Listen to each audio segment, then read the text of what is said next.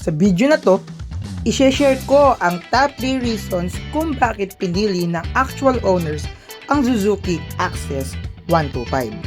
Based mismo sa community comments sa community group ng Suzuki Access sa Facebook. Unang rason, very spacious. Isa sa pinaka-underrated features ng Suzuki Access ay ang space. Malaki ang footboard o tinatawag na gulay board ng marami. Kaya perfect para sa service, errands at travel.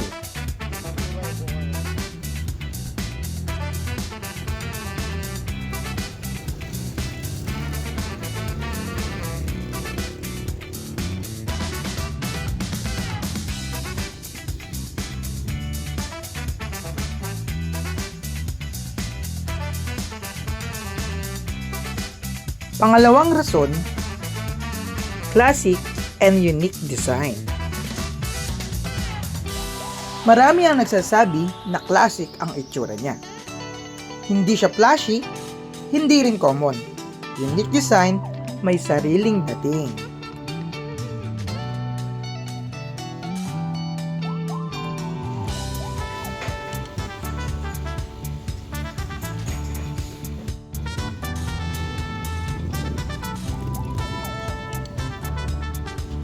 Pinakamadalas lumabas sa comments, tipid sa gas.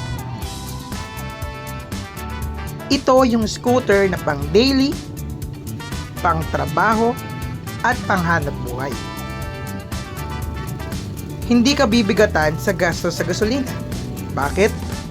Kasi 57 kilometers per liter lang naman si Suzuki Access.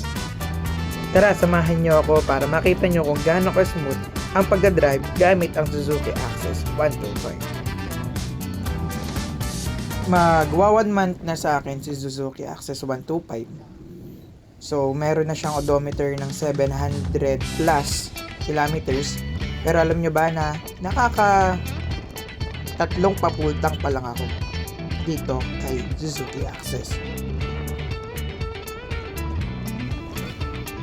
Bonus reasons kung bakit sulit ang Access 125. Una, Suzuki reliability.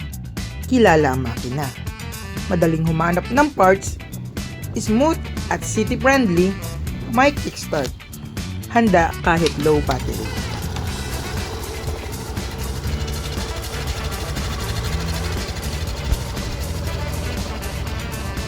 Kaya kung practical kang rider at hanap mo ay speed, tibay at convenience, Suzuki Access 125 is definitely worth considering.